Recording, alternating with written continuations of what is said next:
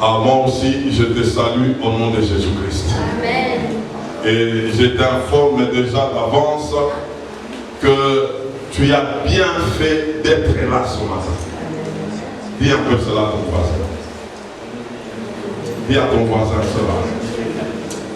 S'il y a quelque chose de bon que tu as fait aujourd'hui, c'est d'être enseigné. Parce que le Seigneur est en train de te faire du bien. Nous sommes dans notre grand thème de cette année, vivre dans un nouveau départ. Et nous avions commencé le dimanche passé en Soudan, et tu parmi le reste. Et ce matin, nous voulons faire une suite où nous allons souligner juste un point qui est la suite du message. Et je veux me rappeler, je vais donner le rappel un tout petit peu en passant par rapport au premier message, mais avant cela, j'aimerais qu'on lise quelques passages qui vont nous aider ce matin. Le premier, nous le tirons dans Luc chapitre 6 et le verset 45. Luc chapitre 6 et le verset 45. J'aimerais que tu suives ce matin tranquillement bien et Dieu va te faire du bien. Luc 6, verset 45, nous lisons: l'homme bon tire de bonnes choses du bon trésor de son cœur, et le méchant tire de mauvaises choses de son mauvais trésor. Car c'est de l'abondance du cœur que la bouche parle. Amen. Nous sommes toujours dans Luc, nous prenons 18 et de 18 à 19. Luc chapitre 18, versets 18 et 19. Luc 18, versets 18 et 19. Un chef interrogea Jésus et dit: bon maître, que dois-je faire pour hériter la vie éternelle? Écoutez la réponse du Seigneur. Jésus lui répondit: pourquoi m'appelles-tu bon? Il n'y a de bon que Dieu seul. Alors soulignez ça très bien, nous allons quelque part ce matin. Colossiens chapitre 3, versets 16 et 17. Colossiens chapitre 3, verset combien? 16 et 17. Nous lisons: que la parole de Christ habite parmi vous abondamment. Instruisez-vous et exhortez-vous les uns les autres en toute sagesse, par des psaumes, par des hymnes, par des cantiques spirituels, chantant à Dieu dans vos cœurs sous l'inspiration de la grâce. Et quoi que vous fassiez en parole ou en œuvre, faites tout au nom du Seigneur Jésus, en rendant par lui des actions de grâce à Dieu le Père. Amen. Nous continuons toujours notre parcours qui va nous amener quelque part. Romains chapitre 10, verset 17. Romains chapitre 10 et le verset 17. Romains 10 et le verset 17. Ainsi, la foi vient de ce que l'on entend, et ce que l'on entend vient de la parole de Christ. Et en fin de compte, Éphésiens chapitre 5, verset 18. Éphésiens chapitre 5, verset 18. Éphésiens chapitre 5, verset 18. Ne vous enivrez pas de vin, c'est de la débauche.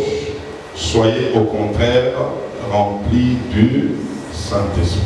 Amen. Amen. Amen. Dis à ton voisin, sois attentif ce matin.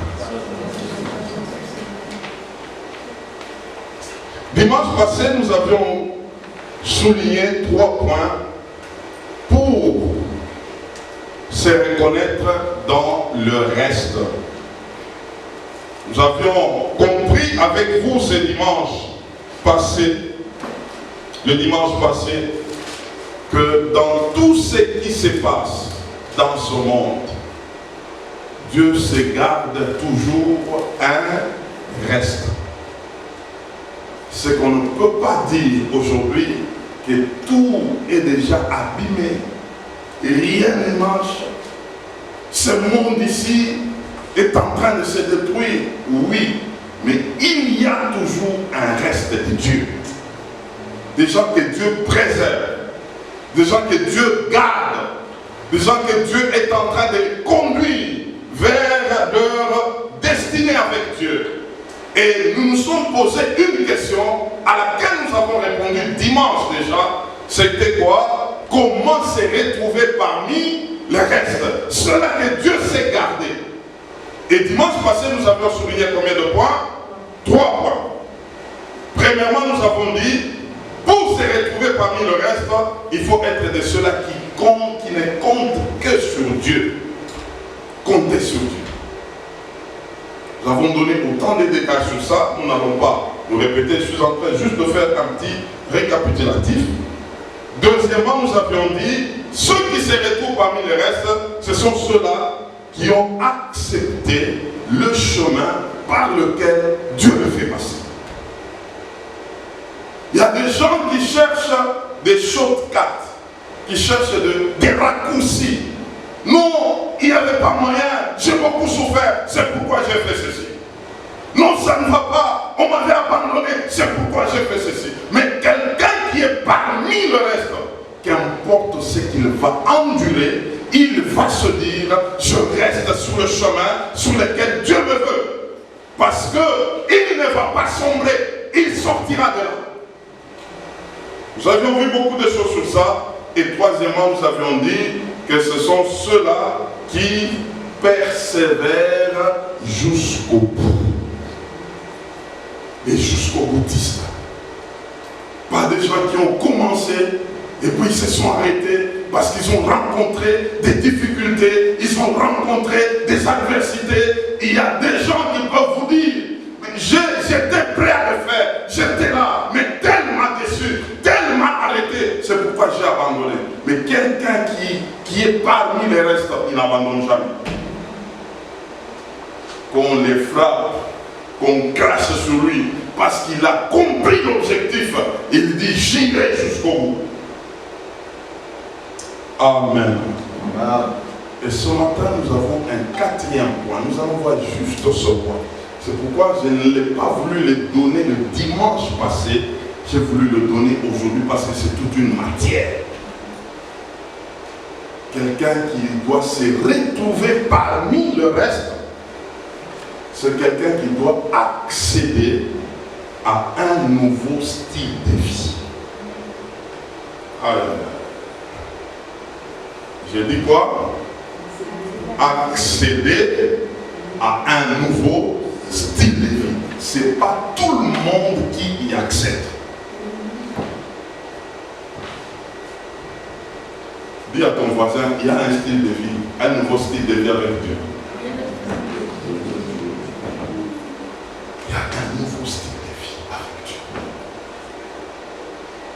Et le reste de Dieu, Dieu les amène à y accéder. Ce n'est pas donné à tout le monde, frère. C'est l'affaire de ceux qui ont compris des choses. Ils ont compris.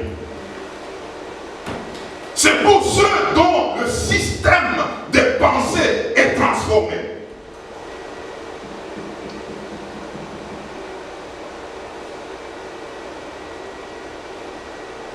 C'est une compréhension qui émane de la combinaison de la parole de Dieu et du Saint-Esprit.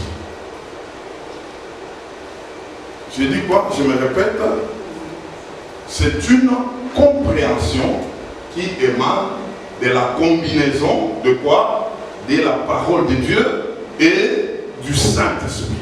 Lorsqu'on comprend comment fonctionne la parole de Dieu en symbiose avec le Saint-Esprit, on va accéder à un nouveau style de vie. On va le voir avec vous ce matin. Ah, j'ai prié pour ne pas être pressé. Parce que des fois, quand on prêche, on veut être pressé pour avancer davantage. J'ai prié pour que le Saint-Esprit nous donne des mots et que nous puissions aller lentement avec vous afin que chacun de vous comprenne ces choses. Et je suis convaincu que tu comprendras ce matin. Nous venons de lire avec vous Luc chapitre 6, verset 45. Luc combien? 6, 45. Et qu'est-ce qu'on nous dit là-dedans? Ah, je voudrais que tu suives clairement, correctement et patiemment. On dit l'homme bon. Fait comment? Il tire des bonnes choses du bon trésor de son cœur. L'homme bon. Et donc ici, on veut nous amener à comprendre que tout homme bon, il doit avoir un bon trésor au-dedans de lui.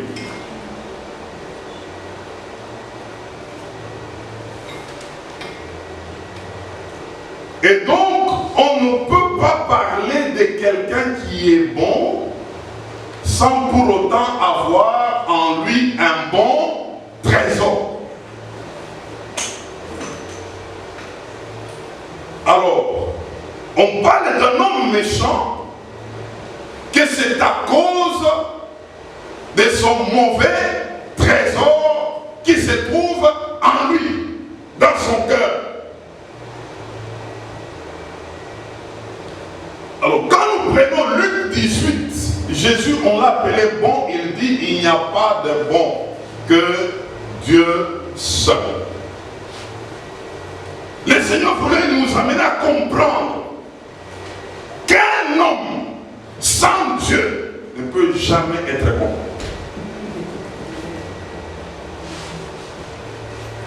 Est-ce qu'on se comprend là? Tout homme sans Dieu n'est pas bon. C'est-à-dire, il est comment? Il est méchant. Tout homme sans Dieu, il est comment? Il est méchant. Il n'est pas bon. Pourquoi? Parce que en lui, il n'y a pas un bon trésor. Il y a un mauvais trésor. Alors, on va se comprendre ce matin. Alors, il y a des gens, ils peuvent rencontrer un homme. Et souvent dans des relations. Mais en tout cas, j'ai rencontré un bon monsieur. Non, c'est un bon monsieur. Il m'a promis beaucoup de choses. Je crois que quand on va vivre avec lui, ça sera bien. Mais quand tu poses la question, est-ce qu'il connaît le Seigneur? Bon, ces choses-là, bon, lui, il s'intéresse un peu, mais bon, mais c'est un bon, il est bon, il est gentil, il est bien. Et même quand tu le regardes, il est doux. Mais est-ce qu'il connaît le Seigneur? Non, bon, ces choses-là, bon, un peu, hein, mais en tout cas, il est bon. Un tel monsieur, un jour, il va te mordre. Pourquoi? À cause du trésor. Jésus lui-même l'a rectifié qu'il n'y a pas de bon, sinon qu'en Dieu seul. C'est que si tu veux être bon, tu as besoin d'un bon trésor. Et ce bon trésor ne vient que de qui? Que de Dieu. On peut avancer? Ici, je suis en train juste de donner les bases. Je n'ai même pas encore commencé le message. Je suis en train de préparer les décors. Alors, on dit encore que c'est de l'abondance du cœur que la bouche parle. C'est que lorsque quelqu'un a un bon trésor et que ce bon trésor est en abondance en lui, ce trésor finira par sortir. Si quelqu'un a un mauvais trésor et que c'est en abondance en lui, ce mauvais trésor finira par sortir. Nous sommes ensemble? Alors c'est comme ça que on dit en Colossiens 3, verset 16 à 17, que la parole de Dieu habite abondamment en vous. Si cette parole habite d'une manière abondante, dans son abondance, tu finiras un jour par faire quoi? Par parler. Parce que c'est de l'abondance du cœur que la bouche parle. Et c'est comme ça que Paul nous amène à comprendre que si tu es abondamment arrosé, visité, habité par la parole de Dieu, c'est ce qui sortira de ta bouche. Est-ce que nous sommes ensemble? Alors c'est comme ça qu'il exhorte aux enfants de Dieu d'avoir l'abondance de la parole de Dieu. Parce qu'en réalité, ce que nous présentons se trouve dans notre cœur, qui peut être un bon ou mauvais trésor. Et cela est déterminé par ce qui entre au-dedans de nous. C'est pourquoi Paul continue encore dans Romains chapitre 10, verset 17, que la foi vient de ce que l'on entend. Et ce que l'on entend vient de la parole de qui? De la parole de Christ. C'est que quand tu abondes au-dedans de toi, tu entends, tu médites, tu lis, tu travailles là-dessus, tu es en train d'accumuler l'abondance de la parole. Lorsque cette parole sera toute pleine en toi, c'est elle qui commencera à sortir de toi. Parce que cette parole fait en toi un trésor. Et Colossiens est en train de l'appeler une parole abondante de Dieu. Dans une autre version, il est dit une parole pleine de richesses. Celui qui est habité par une abondance de la parole de Dieu, il est habité par la richesse de Dieu.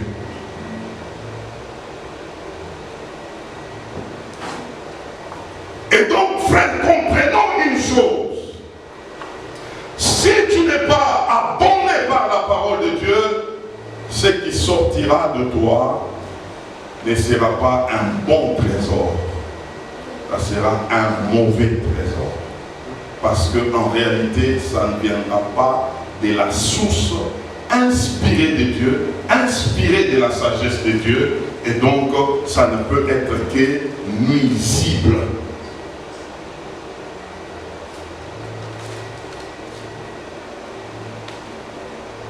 Alors le vrai problème, ou la bonne question pour nous, c'est de savoir, est-ce que sommes-nous abondants de la parole de Dieu?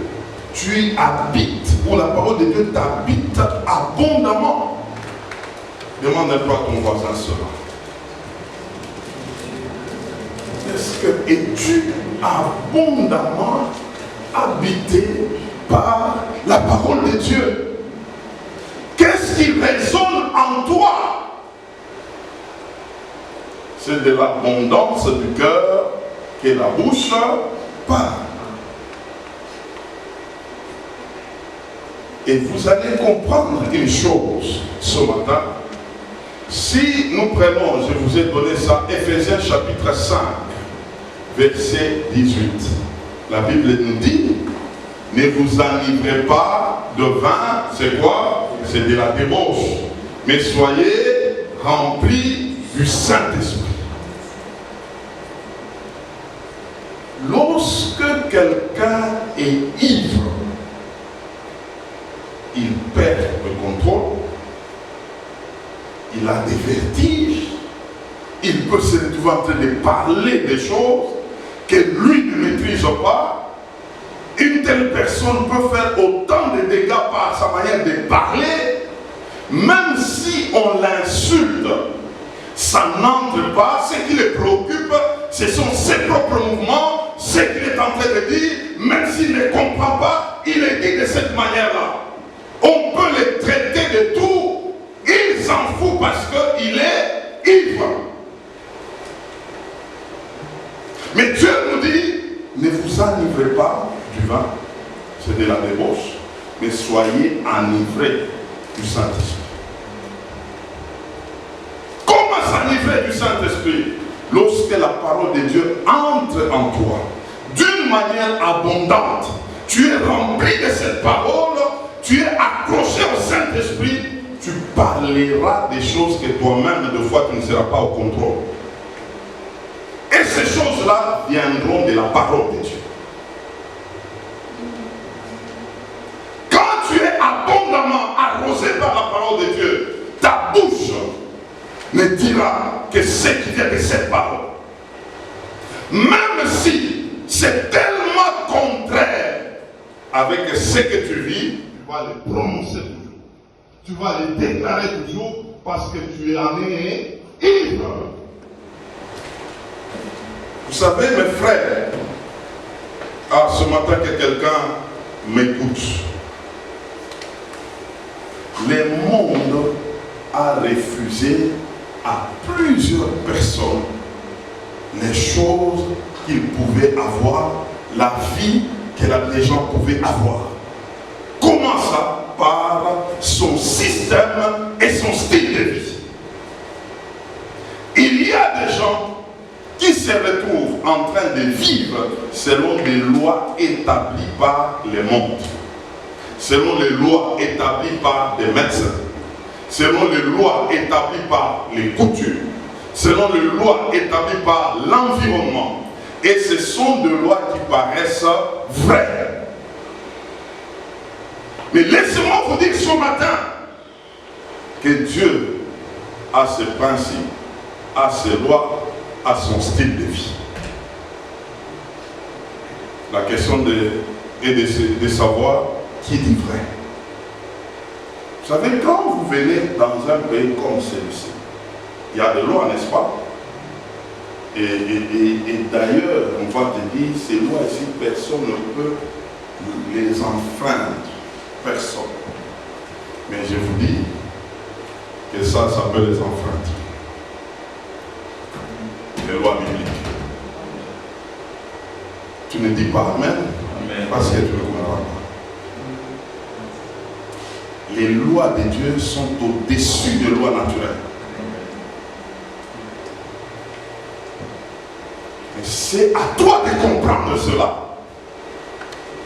Et à toi d'y entrer et commencer à opérer selon les lois surnaturelles. Il y a des lois de médecin. Quand un médecin a déjà donné une loi, voilà ce que tu es. Je te déclare ceci et tu ne peux pas sortir de cette situation sinon garder les médicaments. Tel médicament, matin, midi, soir, et quelqu'un a dit, mon médecin m'a dit. Et il y a même d'autres qui ont des médecins de famille. Et lui, je suis les instructions de mon médecin. Il y a un médecin de médecins. Lui peut dire autre chose. Frère, écoutez-moi bien. Il y a des lois, des familles, où dans chaque famille, voilà les situations qui se passent. Et quand vous les regardez de génération en génération, ces lois-là sont en train de fonctionner correctement. Mais il y a les principes, les lois de Dieu qui peuvent les violer, les écraser. Et ça, là, ce n'est pas donné à tout le monde. C'est pourquoi je vous ai dit, ici, il faut accéder dans un nouveau style de vie. Tu as besoin de comprendre et la parole combinée au Saint-Esprit pour que tu t'en sortes et tu commences à vivre autrement. C'est l'exercice que j'ai avec toi ce matin. Que tu comprennes cela. Comment ça fonctionne?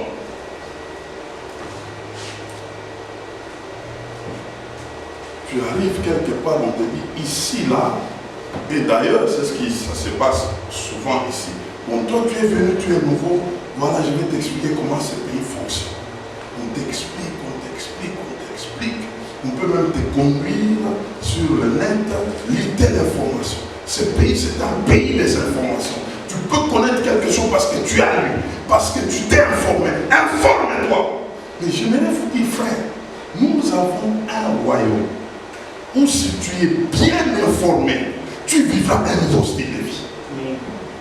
Et ce royaume est régi par ça. Par ça. Les livres. Les livres. Beaucoup n'ont pas les livres. C'est pourquoi ils sont dans ce qui les embrouille. Ils sont dans ce qui ne marche pas. Ils sont dans la loi de tout le monde. Parce qu'ils ont mis de côté les livres, ils commencent à suivre un style de vie normal à tout le monde. Même enfant de Dieu, il te dit, oui frère, nous prions, oui, mais ici, là, c'est ça le problème. Frère, comprends que même si tu pries, regarde ton âge. Il y a des choses, frère, ça ne va pas, même si tu es en train de prier, même si tu connais Dieu. C'est comme ça que on s'est retrouvé, on ne peut pas faire à la manière de Dieu, on commence à faire à la manière du monde. Et un enfant de Dieu se retrouve avec deux langages. Il va parler de Dieu ici, quand il sort, il dit, bon écoute, il y a des réalités. Je vais te montrer comment dans les réalités, comment ça marche. Il y a des coachs ici qui montrent comment est-ce que la vie est en train de marcher, le système de vie est en train de marcher, mais Dieu est en train de regarder s'il pouvait y avoir des coachs qui peuvent présenter ce qui est écrit. Comment le prendre, comment marcher avec. Ah, c'est ce que je suis venu te dire ce matin. Voilà. Comment le prendre et comment marcher avec. J'aimerais te souligner ce qui te manque. Je vais te dire ce matin, il te manque l'ivresse. Dis à ton voisin, il te manque l'ivresse. Depuis que tu as commencé à prier, tu n'as jamais été ivre.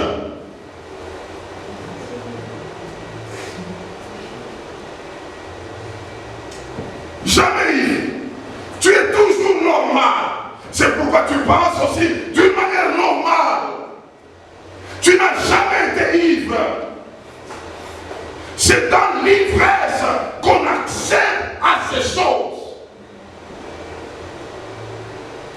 Quand tu commenceras à parler de ces choses, on te trouvera ivre. Je vois déjà qu'il y a déjà quelques personnes qui commencent à me regarder comme si j'étais ivre. Ah, c'est ça.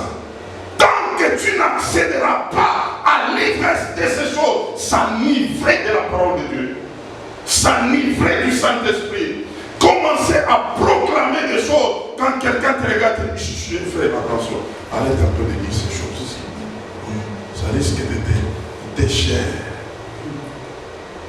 Non frère, je vois que tu commences à déraisonner. Une femme à 50 ans, est-ce qu'elle peut avoir un enfant? Non, mon frère, arrête ces choses, tu risques de scandaliser les gens. L'ivresse commence à venir. Tu commences à dire des choses. Frère, on a déjà parlé, le médecin a déjà arrêté. Le cancer est au dernier niveau. Frère, préparez seulement. Ne dis pas qu'il y a encore une suite à cela. Arrête de dire ça. Mais dans l'ivresse, tu peux parler. Dans l'ivresse, tu peux dire non. Ça va se faire. Dis, mais tu es fou ou quoi? Mais ici, là, je vais t'expliquer les principes d'ici. Pour obtenir ça, il faut être comme ça. Il faut passer autant de temps comme ça. Je vais t'écrire d'ailleurs ici, c'est l'école. Mais dans l'ivresse, tu dis, j'ai une autre école qui me dit le contraire, que ça va marcher. On commence à t'écouter, on dit non, non, il ne faut pas écouter beaucoup cet homme-là. Parce qu'il parle des choses des fois qui ne marchent pas. C'est comme s'il est ivre, c'est comme si ça ne va pas. Il ne voit pas, oui frère, il est ivre de ces choses. Tu as marché, mais sans être ivre. Le monde t'a enivré de ces principes. Quand tu dors, tu dis non, non, ici, là, il faut seulement se réveiller. Parce que frère, si tu ne fais pas ça, regarde ce qui va t'arriver. Et c'est comme ça que vous voyez déjà, on est en train de les amener. Il est même fatigué, frère. Il dit, ici, ce pays, ici, même si tu es fatigué, il faut aller seulement. Lorsque l'ivresse commence à monter, on commence à se référer au livre. On commence à chercher, à trouver ce qui est écrit dans les livres et on commence à vivre avec. Tant qu'on ne marchera pas ainsi, on sera comme tout le monde, on parlera comme tout le monde, on vivra comme tout le monde et on va tomber dans la religion. Et c'est ce que nous voyons aussi. Beaucoup de gens, il va te dire, comme je l'ai dit, il est malade, il dit bon, en tout cas, ce dernier temps, vous n'allez pas me voir parce que je suis malade. Je suis à la maison, quand je serai bien là, vous me verrez. Mais le livre me dit que personne ne dit je suis malade.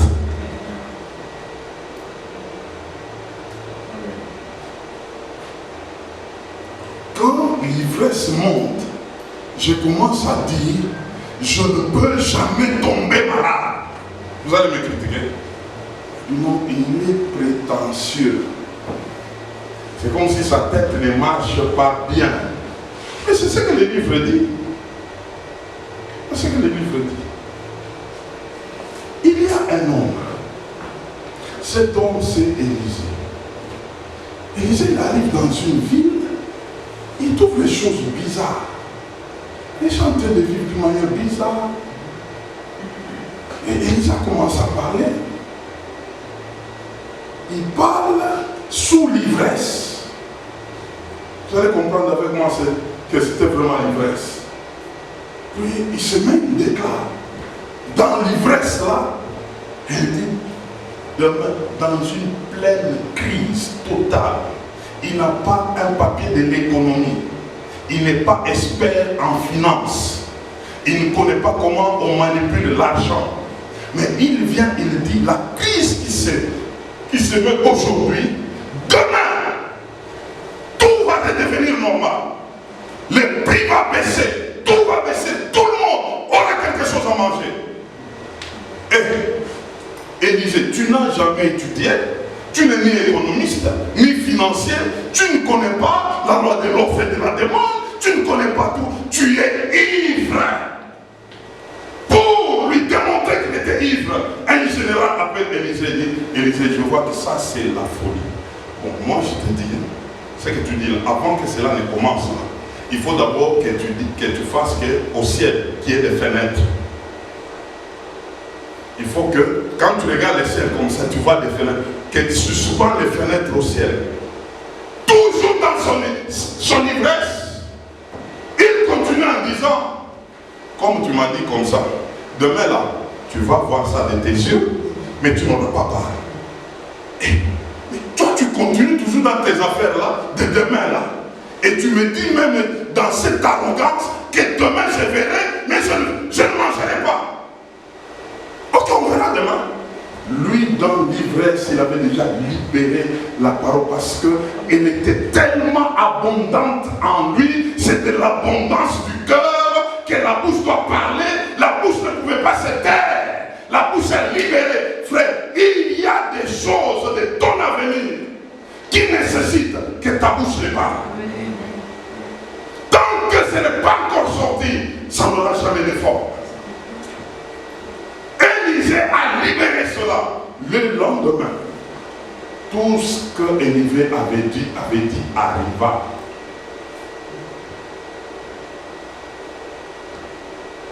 Est-ce qu'il a travaillé avec les économistes? Il a travaillé avec des financiers pour que les choses se passent ainsi. Et le monsieur le général, pendant qu'il voyait les choses qui étaient proclamées dans cette ivresse, il était en trouble et et il est tombé par terre. Les gens qui sont allés prendre la nourriture commencent à le piétiner. Ils l'ont piétiné jusqu'à sa mort. Il est mort par terre. Ses yeux ont vu, mais n'avaient pas eu part. Selon la parole de quelqu'un qui était ivre hier.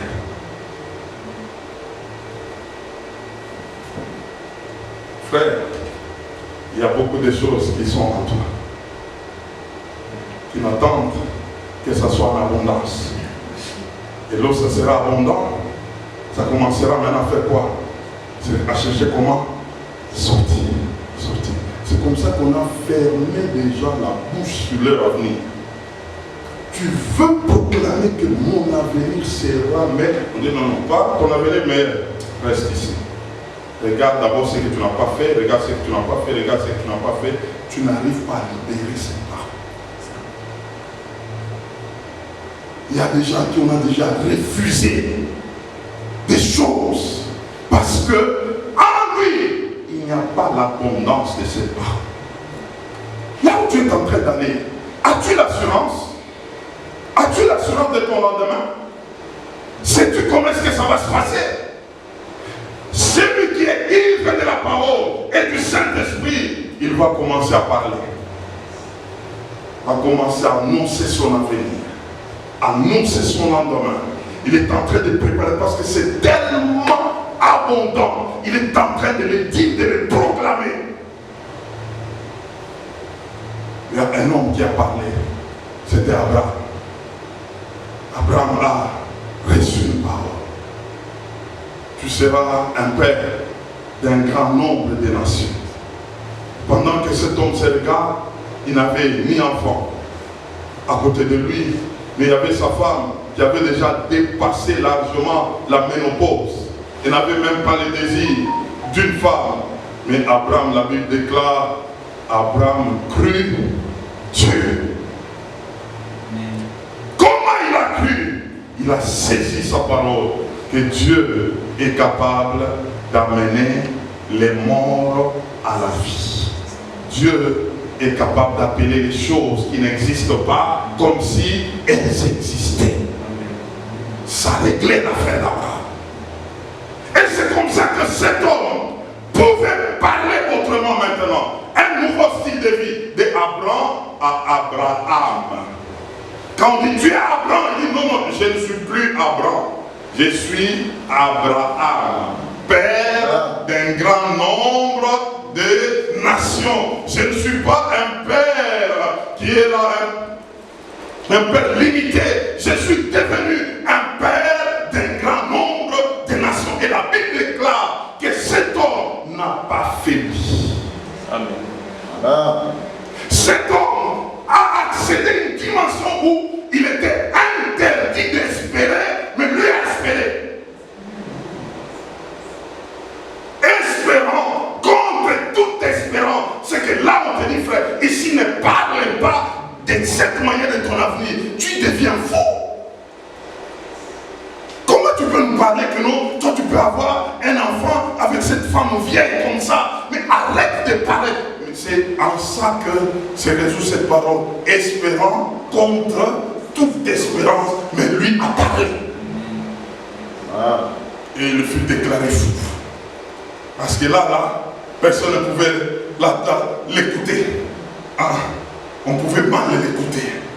On pouvait dire, bon, ça y est, maintenant, vous voyez la folie de la vieillesse, c'est une folie très dangereuse. Quand il commence même à penser qu'à cet âge-là, sa femme-là peut concevoir.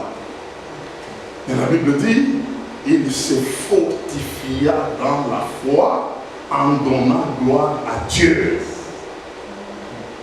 Et ça marchait.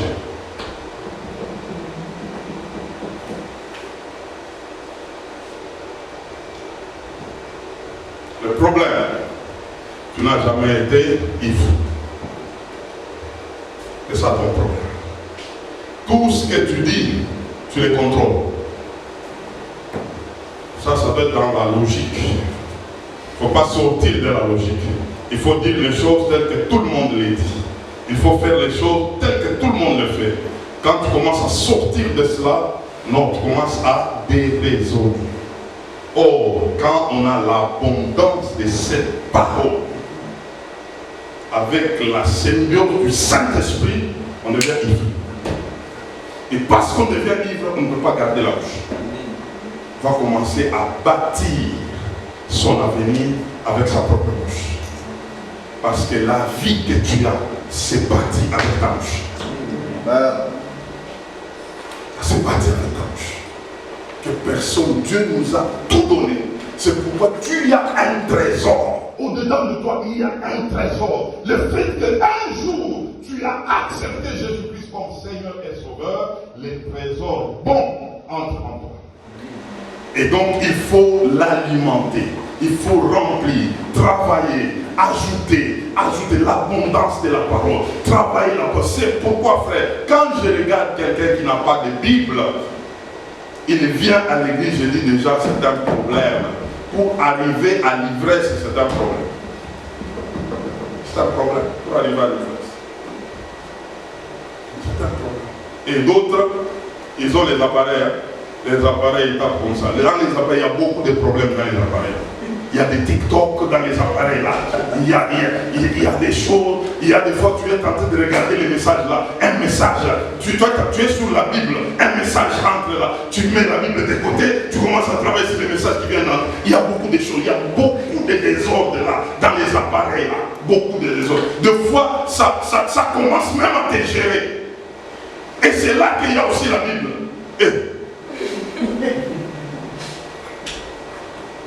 C'est pourquoi il y a des gens aujourd'hui, ils ont des petits versets comme ça. Et qu'est-ce qu'il est dit là-bas? C'est dans, je crois que c'est dans Job, hein? Ou bien dans, c'est Ecclésiaste ou c'est quoi? Bon, au fait, je vais seulement dire, bon, il est dit que aide-toi, le ciel t'aidera. Oh, ce n'est pas biblique. Comment tu peux t'enivrer de cette parole jusqu'à commencer à bâtir ton avenir? Que tu commences à rester dans ce que tu es en train de dire. Tu commences à vivre ce que tu es en train de dire. C'est tellement abondant, même quand tu dors. Vous savez, frère, il y a des gens qui font des rêves à cause de la multitude des occupations de la journée. Vrai ou faux? Maintenant, quand tu entres dans les livres, tu exagères dans les livres, tu vas commencer à faire des rêves bibliques. Tu es en train de voir des visions, tu es en train de voir des choses, et on sort ton avenir. Tu saisis l'avenir. Tu commences maintenant la folie dans cet avenir. Dieu m'avait dit, moi, je serai ceci. Et je commence à les déclarer. En dépit de tout. Et quand ces choses-là commencent, frère, tu es dans une vie contraire. Tu peux voir quelqu'un qui a des babouches, mais il est en train de dire, tu me vois dans un jet privé en train de voler. On dit, ça c'est la folie, ça. Regarde, il est d'abord incapable de s'acheter les chaussures. Mais c'est ça la folie, c'est ça l'ivresse, frère. Parce que c'est la chose que j'ai captée sur le plan invisible.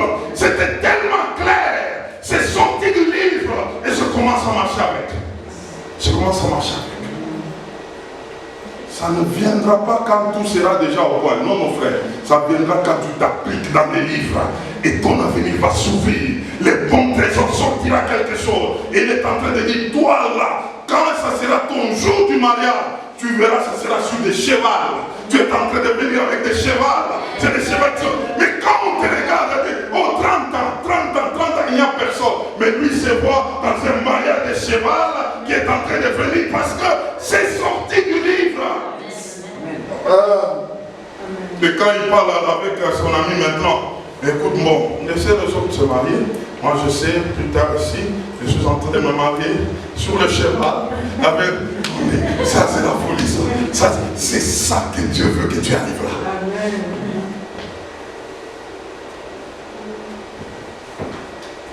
Et jusque-là, tu parles comme tout le monde. Jusque-là, tu te contrôles comme tout le monde. Jusque-là, tu as la peur de tout le monde. Jusque-là, tu as le système de l'économie de tout le monde. Jusque-là, c'est pas pratiquement comme ce qui se passe avec tout le monde. Oh, tu es enfant de Dieu. Non. Dis à ton voisin, non, c'est pas comme ça. Ça ne marche pas comme ça. Ça ne marche pas comme ça. Ça ne marche pas. Ça ne marche pas. Ça ne marche pas. Il faut accéder à la dimension de l'ivresse. L'ivresse. L'ivresse. L'ivresse. L'ivresse. Oh, dis à ton voisin, l'ivresse. L'ivresse. Tu dois t'enivrer, frère. Tu es resté sur place pendant longtemps. Maintenant, tu dois t'enivrer. Tu dois t'enivrer. Abraham n'a pas fait. Abraham s'est fortifié jusqu'à ce qu'il a vu, il a donné gloire à Dieu. Que cela te soit accordé au nom de Jésus-Christ. Amen.